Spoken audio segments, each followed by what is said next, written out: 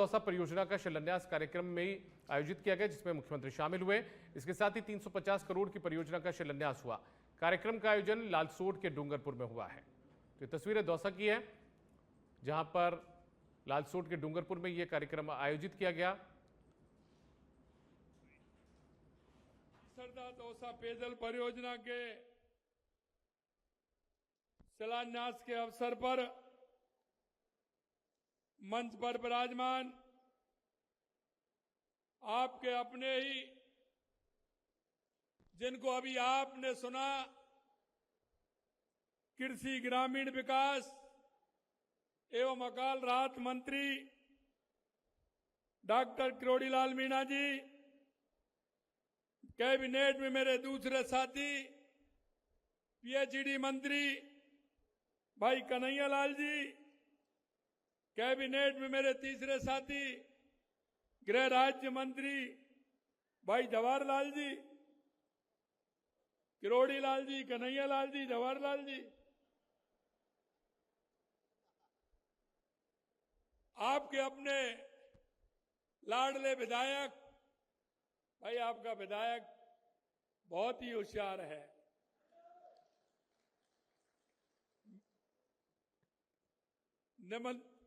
निमंत्रण जो दे रहे हैं वो जन्मदिन पे आने का दे रहे हैं, भोजन का दे रहे हैं, और उसमें भी मांग दे रहे हैं कि ये भी काम है मेरे। अब बताइए आप होशियार है कि नहीं है? जब भी मेरा भाई मिलने आता है कि बस साहब मैं तो 2 मिनट के लिए आ रहा हूं, काम कुछ नहीं है, और जब आते हैं तो 2, 4, 5, 10 पेपर लेकर के आते हैं, ये भी होना चाहिए, ये भी होना चाहिए। ऐसे आपके विधायक हैं रामविलास जी। मुख्यमंत्री भजनलाल शर्मा ने सवाई माधोपुर और करौली के बाद धौलपुर का दौरा किया। उन्होंने चंबल और पार्वती नदी में आई बाढ़ से प्रभावित क्षेत्रों का हवाई सर्वे किया। मुख्यमंत्री के साथ आपदा राहत एवं कृषि मंत्री किरोड़ीलाल मीणा, सहकारिता मंत्री गौतम कुमार दत्त और अतिरिक्त मुख्य सचिव अभय कुमार भी मौजूद रहे। धौलपुर हवाई पट्टी पर जिला प्रभारी गृह राज्य मंत्री जवाहर सिंह के साथ जिला कलेक्टर निधि बीटी और जिला पुलिस अधीक्षक विकास संगवान ने उनका स्वागत किया। हवाई सर्वे के बाद मुख्यमंत्री भजनलाल शर्मा ने बाढ़ प्रभावित लोगों को संबोधित किया। उन्होंने कहा कि केंद्र सरकार के साथ साथ राज्य सरकार भी बाढ़ पीड़ितों की मदद के लिए तत्पर है। मुख्यमंत्री ने प्रशासनिक अधिकारियों को पीड़ितों को दी जाने वाली मदद का विस्तृत प्रस्ताव तैयार करने के निर्देश दिए। उन्होंने ये भी घोषणा की कि राज्य सरकार बाढ़ से नष्ट हुई फसलों का मुआवजा देगी। पता है कि जब बारिश होती है तो धौलपुर के हमारे राजाखेड़ा साइड में, हमारे इधर धौलपुर में भी, बाड़ी में, बसेड़ी में हमारे बारिश का नुकसान होता है। अभी मैं देख रहा था, देख करके आया था, हाईवे कटा हुआ है, उसका काम चल रहा है, वो बन रहा है, 2-3 दिन हाईवे भी बंद रहा। जवाहर सिंह जी कह रहे थे कि राजाखेड़ा साइड में हमारे जैसे गांव हैं जो बिल्कुल चंबल के किनारे हैं, और हर साल उनको परेशानी आती है। जब जैसे ही चंबल का उफान आता है तो वो नीचे वाले घरों को छोड़ करके ऊपर जाते हैं। हम लगातार हमने देखा है, उनकी समस्या को भी हमने सुना है। मैं आपको इतना विश्वास दिलाता हूं कि उनकी समस्या का समाधान। जयपुर के सिविल लाइन स्थित आवास पर आयोजित जनसुनवाई में उप मुख्यमंत्री दिया कुमारी ने आमजन की समस्याएं सुनी और मौके पर इस संबंधित अधिकारियों को समाधान करने के निर्देश दिए। इससे पहले कल डिप्टी सीएम ने मेड़ता और अजमेर का दौरा किया था, जहां उन्होंने निर्माणाधीन सड़कों का निरीक्षण किया। थावला बस स्टैंड से बैरुंदा तक बन रही अटल पथ समेत कई सड़कों की गुणवत्ता भी उन्होंने परखी थी। सड़क की गुणवत्ता बेहतर मिलने पर उन्होंने संतोष जताया और अधिकारियों को बधाई दी थी। इस मौके पर सच बेधड़क संवाददाता निरंजन चौधरी ने डिप्टी सीएम से खास बातचीत की है और विकास कार्यों पर उनकी प्राथमिकताएं जानी। डिप्टी सीएम दिया कुमारी जी हमारे साथ मौजूद है। मैम, किस तरीके से लोगों की समस्याओं का मौके पर ही निस्तारण किया जा रहा है? लोग काफ़ी खुश हैं। नहीं, बिल्कुल प्रयास कर रहे हैं कि जो भी समस्या लेके आ रहे हैं उसी समय जहाँ कहीं कॉल करना है तो कॉल कर रहे हैं। बहुत सारे अधिकारी तो यहाँ पर उपस्थित भी हैं और कोशिश कर रहे हैं कि मौके पे ही इनकी जो भी समस्या का समाधान हम लोग कर सकें करने का। मैम, कल मेड़ता का आपने दौरा किया, अजमेर मेड़ता में बीच में सड़क जो है आपने चेक की, तो लोग कह रहे हैं कि मैम रियलिटी चेक जो है उस पर उतरी है पूरी तरीके। जी नहीं, वो तो हम लोग मैं पहले भी बहुत बार किया है। मैंने ये पुष्कर में किया है, बाड़मेर में किया है, एक बार अजमेर में किया है, इस साइड भी किया है, सीकर साइड बहुत किए हैं मैंने। ये ज़रूरी है। वैसे तो प्रयास तो ये रहता है कि औचित्य हो, बिना इन लोगों को बताए, लेकिन कई बार पता भी पड़ जाता है और कई बार नहीं भी पड़ता, लेकिन कोशिश तो हो जाती है। कम से कम चेक भी अगर आप करो तो उससे फ़र्क पड़ता है, क्योंकि इनको लगना चाहिए कि आज इधर आ रही हैं तो वहाँ कहीं भी किसी भी सड़क का निरीक्षण हो सकता है। और कल तो बिल्कुल अच्छी थी सड़क, तो मुझे खुशी हुई। बहुत कम बार होता है कि मुझे खुशी होती है इस चीज़ को देख के, पर कल मैं काफ़ी सेटिस्फाइड थी कि अच्छा काम किया। इस तरीके से मैम आगे भी इसी तरीके से होता रहेगा? करते रहेंगे, बिल्कुल बिल्कुल। तो ये थे हमारे साथ डिप्टी सीएम दिया कुमारी जी, जिनका साफ तौर पर कहना है कि आगे भी इसी तरीके से जिस तरीके से मेड़ता अजमेर में दौरा किया, उन्होंने निरीक्षण किया सड़क का, उस तरीके से होते रहेंगे। उसी के अलावा जो है जन सुनवाई यहाँ पर जो है वो लगातार होती रहेगी और लोगों की समस्याएं जो हैं वो सुनी जाती रहेंगी। कैमरा पर्सन दिनेश के साथ निरंजन चौधरी, सच बेधड़क, जयपुर। प्रदेश की भजनलाल सरकार में एक बार फिर से राजनीतिक नियुक्तियों का दौर शुरू हुआ है। बीजेपी के पूर्व प्रदेश अध्यक्ष अरुण चतुर्वेदी को वित्त आयोग का अध्यक्ष नियुक्त किया गया है। वहीं इसके साथ ही पूर्व आईएएस नरेश कुमार ठकराल को सदस्य सचिव वित्त आयोग में बनाया गया है। वित्त आयोग के नए अध्यक्ष अरुण चतुर्वेदी से एक्सक्लूसिव बात की सच बेधड़क के पॉलिटिकल एडिटर लाल सिंह फौजदार ने। राजनीतिक नियुक्तियों का दौर शुरू हो चुका है और मेरे साथ हैं अरुण चतुर्वेदी, भाजपा के वरिष्ठ नेता, जिनको हाल ही में वित्त आयोग का अध्यक्ष बनाया गया है। एक लंबी राजनीतिक पारी उन्होंने खेली है और कार्यकर्ताओं के बड़े लाडले और प्यारे नेता के रूप में अरुण चतुर्वेदी की छवि रही है। अरुण जी, मुझे वो दौर जरूर याद आता है, उसका जिक्र मैं जरूर कर रहा हूँ। हालांकि आज तो बधाइयों का तांता लगा हुआ है, फूल मालाएं बिखरी हुई हैं यहाँ पे, लेकिन मुझे वो दृश्य याद आता है। उससे ही मैं बात शुरू करूँगा कि जो आपका टिकट काटा गया तो कार्यकर्ता बेहद मायूस हुए थे, बेहद निराश हुए थे। आपसे मेरी बात भी हुई थी, हालांकि मुझे वो वाक्य आपका अब भी ध्यान है। आपने ये कहा था कि संगठन सर्वोपरि है, संगठन का फैसला मुझे मानना है। अब उसको किस रूप में आप देखते हैं कि उस वक्त कार्यकर्ता बेहद निराश थे और उनकी इच्छा थी कि भाई साहब को कहीं ना कहीं कोई पद मिले? वो जो लाइन मैंने पहले की थी उसी को दोहराता हूँ। संगठन सर्वोपरि है, वो सब कार्यकर्ताओं की चिंता करता है और उसकी योग्यता के हिसाब से उसको काम देता है। हमारे यहाँ एक फ्रेज चलता है कई बार, हर काम के लिए कार्यकर्ता और हर कार्यकर्ता के लिए काम। ये सूत्र वाक्य है, ये हर कार्यकर्ता को समझना चाहिए। मुझे भी टिकट पहली बात तो पार्टी काटती नहीं है, देती है। मेरी जगह किसी और को ठीक समझा, पार्टी ने उनको दिया टिकट। हम मैंने उसमें लग करके पूरी टोली अपनी लगी और लग करके जीते और रिकॉर्ड वोट से सिविल लाइन से। क्योंकि मेरी दायित्व ये था कि कोई भी यहाँ से चुनाव लड़े जीत के जाए। और मैं कह सकता हूँ इस बात का संतोष है कि हमने बहुत अच्छी सीट से ऐसे व्यक्ति को हराया जो बहुत अहंकार से चूर था, ये पार्टी का था।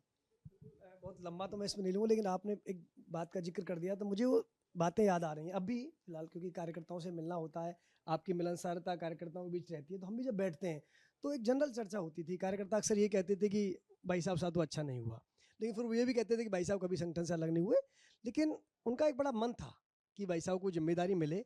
आज आपको जो जिम्मेदारी मिली है उसको आप किस रूप में देखते हैं? देखिए, संगठन के कार्यकर्ता के नाते से मैं भरतपुर में एक छोटे कार्यकर्ता संघ के संसद के नाते काम शुरू किया। वहाँ से निकल करके आपातकाल में अजमेर में भरतपुर अजमेर काम किया। फिर जयपुर आया था विद्यार्थी परिषद के कार्यकर्ता के नाते। अचानक संगठन ने तय किया कि मुझे बीजेपी में काम करना है।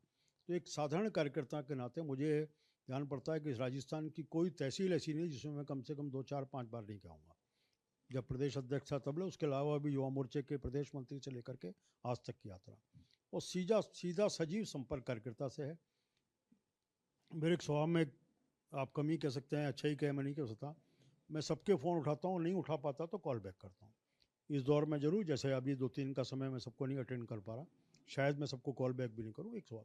और इसके कारण से सबका सुनने का भी अवसर मिलता है, समझने का मिलता है।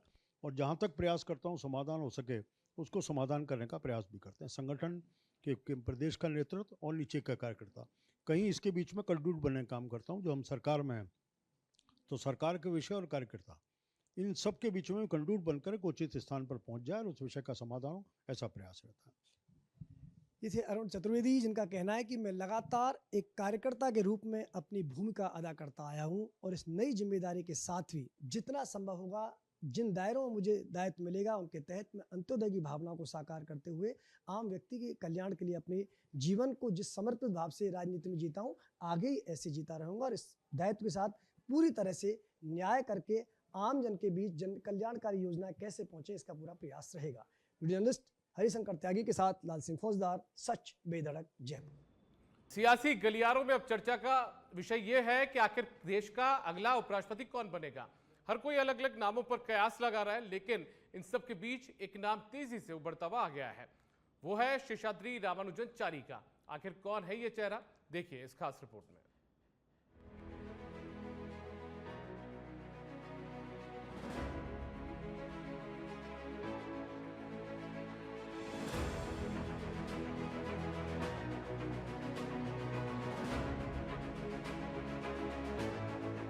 उपराष्ट्रपति पद से जगदीप धनखड़ ने 21 जुलाई को इस्तीफा दिया तो उसके बाद हर किसी के जहन में देश के अगले उपराष्ट्रपति को लेकर सवाल उठ रहे हैं। सवाल ये कि आखिर कौन होगा नया उपराष्ट्रपति। सियासी गलियारों में हर कोई अलग अलग नामों की चर्चा अपने दावों और दलीलों के साथ कर रहा है, लेकिन इन सब के बीच एक चेहरा मजबूती से सामने आया तो वो है शेषाद्री रामानुजनचारी। आरएसएस के पुराने और भरोसेमंद चेहरे शेषाद्री रामानुजनचारी। चारी का जन्म मुंबई में हुआ, लेकिन परिवार तमिलनाडु के तंजावुर से जुड़ा है।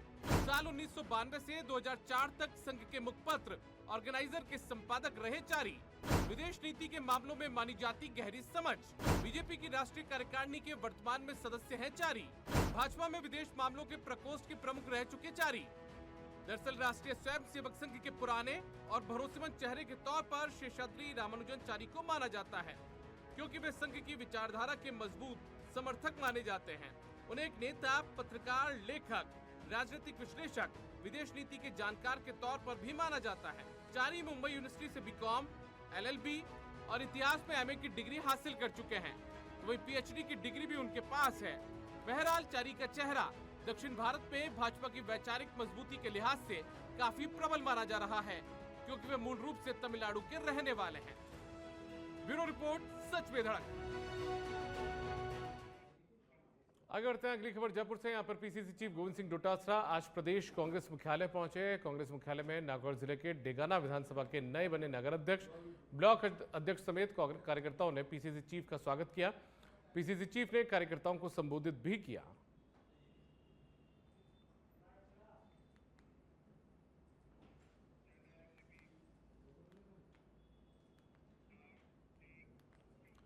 मुख्यमंत्री भजनलाल शर्मा करौली जिले के मंडरायल क्षेत्र के दौरे पर रहे, जहां हेलीपैड पर उनके आगमन पर करौली विधायक दर्शन सिंह गुर्जर, सपोटरा विधायक हंसराज मीणा, भाजपा नेता सुशील शर्मा, कलेक्टर नीलाभ सक्सेना और एसपी लोकेश सोनवाल ने उनका स्वागत किया। पुलिस जवानों ने मुख्यमंत्री को गार्ड ऑफ ऑनर दिया। सीएम शर्मा ने हेलीपैड पर बाढ़ प्रभावित लोगों से मुलाकात की और उनकी समस्याओं को सुना। उन्होंने अधिकारियों के साथ बैठक कर क्षेत्र में हुए नुकसान का जायजा लिया और राहत कार्यों की समीक्षा की। इसके अलावा उन्होंने बाढ़ प्रभावित क्षेत्रों का हवाई सर्वे भी किया ताकि स्थिति का सटीक आकलन हो। दौरे के दौरान सीएम के साथ आपदा प्रबंधन मंत्री डॉक्टर किरोड़ीलाल मीणा, सहकारिता मंत्री गौतम कुमार दत्त और मुख्यमंत्री सचिव सिद्धार्थ सियाग मौजूद रहे।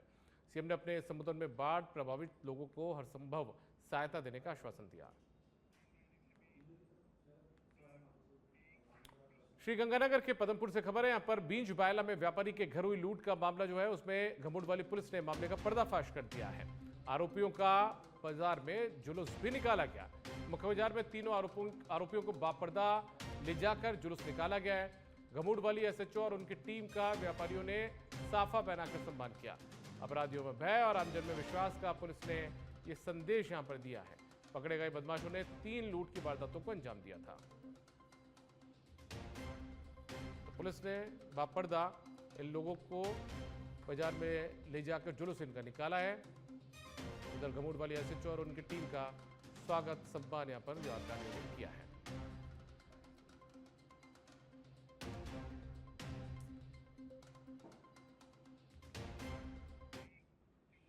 कोटा के कॉमर्स कॉलेज में जर्जर बिल्डिंग की मरम्मत की मांग को लेकर सोमवार को एनएसयूआई कार्यकर्ताओं ने जोरदार प्रदर्शन किया। छात्र नेता अर्पित जैन ने छात्रों के साथ मिलकर कॉलेज गेट पर टायर जलाए और सरकार के खिलाफ नारेबाजी की। एनएसयूआई कार्यकर्ता प्रिंसिपल के चैम्बर में घुस गए, जहां हंगामा होने पर पुलिस को बुलाना पड़ा। कॉलेज के कार्यवाहक प्रिंसिपल हितेंद्र गुप्ता ने बताया कि लाइब्रेरी में पिछले कुछ सालों से पानी की समस्या है। अपने स्तर पर वाटर प्रूफिंग करवाई गई थी। उन्होंने कहा कि एनएसयूआई कार्यकर्ताओं ने अनुशासन तोड़ा, जिसके बाद पुलिस को हस्तक्षेप करना पड़ा।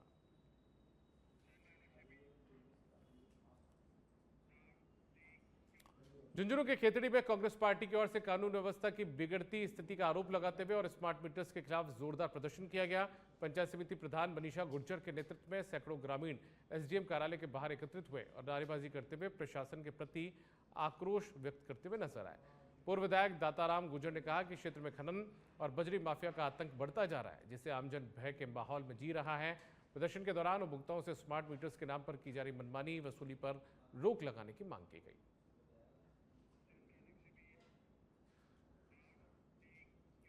अब खबर टॉक से। यहाँ पर युवक की संदिग्ध मौत मामले में न्याय की गुहार लगाई गई है। कलेक्ट्रेट परिसर में धरने पर परिजन बैठ गए हैं। प्रशासन के खिलाफ जाहिर की गई है यहाँ पर नाराजगी भी।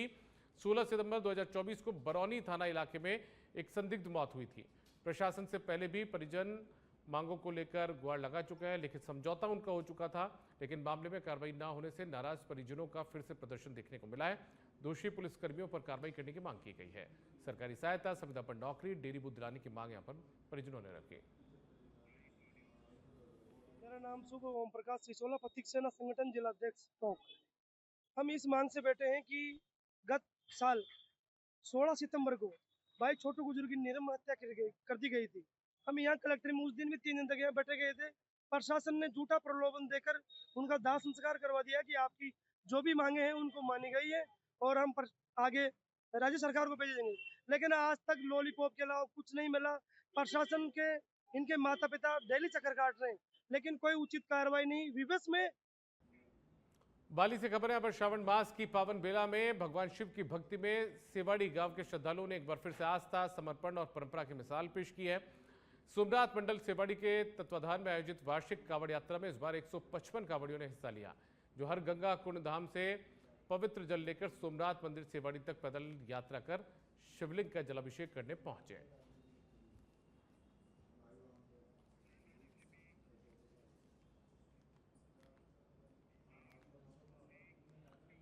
टोंक जिले की बनास नदी में वैष्णो देवी मंदिर के पास डूबे युवक का शव एसडीआरएफ और सिविल डिफेंस ने दूसरे दिन बरामद कर लिया। दरअसल एक दिन पहले मध्य प्रदेश से घूमने आए 6 दोस्त नहाने के लिए बनास नदी में उतरे थे। इसी दौरान सेल्फी लेते समय एक युवक नदी में गिर गया, जिसके बाद एसडीआरएफ ने कल भी रेस्क्यू ऑपरेशन चलाकर नदी में तलाशी ली, लेकिन सफलता नहीं हाथ लगी।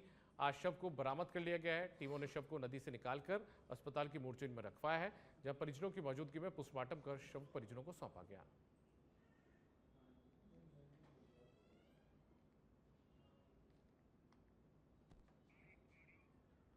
कल सुबह 11:30 बजे में सूचना प्राप्त हुई कि बनास नदी में कोई व्यक्ति डूब गया है।